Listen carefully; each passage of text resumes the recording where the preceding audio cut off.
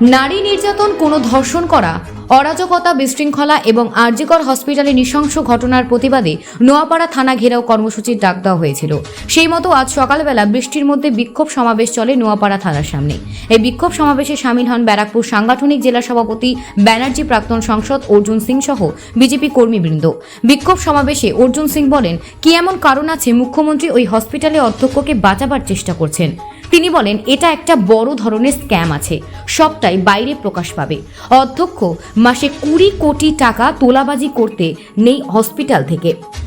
এই অপরাধীকে বাঁচাতে 21 জন আইনজীবী নিয়োগ করা হয়েছে মানুষের ট্যাক্সের টাকা নষ্ট করে।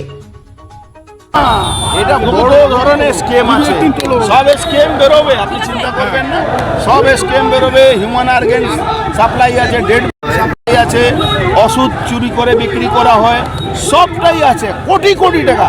এই সন্দীপ ঘোষ 20 কোটি টাকা মাসে ওর তোলাবাজি ছিল। 20 কোটি টাকা। লিডাররা বলছে যে রাস্তায় দিদি নেমেছে, সিবিআই সত্যি চার্জ করছে। দিদিমণি নিজের কাকে বাঁচাবার জন্য নেমেছে আমাদের বুঝে।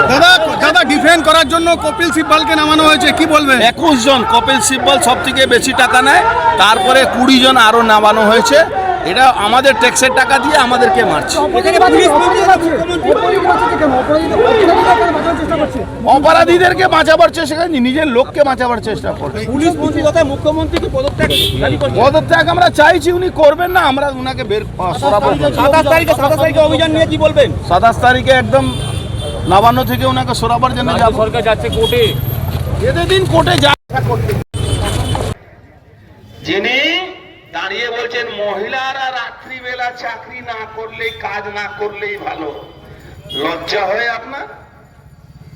আপনার বাড়ি বউ রাত দিন চাকরি করতে পারবে, আপনার চাকরি পরেও 3 লাখ টাকা আমাদের করের টাকা দিয়ে আপনার মাইনে চলছে, আর আপনি জ্ঞান দিচ্ছেন কি বাংলার মেয়েরা আর চাকরি রাত্রিবেলা করতে পারবে না।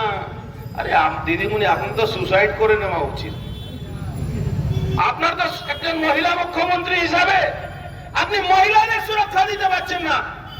সুরক্ষা দেওয়ার দূরের কথা, মহিলাদের উপরে অত্যাচারের যদি 1 থেকে 10 নম্বর দেওয়া হয়, তাহলে 1 নম্বরে আপনি আছেন। বাংলার মেয়েদেরকে, বাংলা মেয়েকে চায়, এই স্লোগান দিয়ে 2021-এ ক্ষমতায় এসেছিলেন। আজকে বাংলার মেয়ে বাঙালিদেরকে বাঁচাবার জন্য মাঠে নামতে হবে, নালে বাংলার মেয়ে এই মমতা ব্যানার্জি থাকতে দেবে না, মমতা ব্যানার্জি বাঁচতে দেবে না। এই মমতা ব্যানার্জির উপরে বাংলার মেয়ে বিশ্বাস করলে বাংলার মেয়েরা বাঁচতে পারবে না। বাংলায় দরকার আছে যেরকম এমন একটা আন্দোলন গড়ে তোলা, এমন একটা সংবিধানের শপথ নিয়ে আপনারা চাকরি করেন। ভারতবর্ষে আইনে, সংবিধানে প্রধানমন্ত্রীকেও অশোক স্তম্ভ নেওয়ার অধিকার নেই। আমাদের দেশে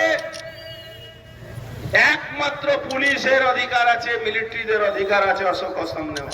সেই অশোক স্তম্ভকে আপনারা কলঙ্কিত করছেন। আপনারা কি ভাবছেন? আরে Want luxurious interiors at affordable prices? Get your dream home interiors at Swerve Sport Group. Book your free site visit today.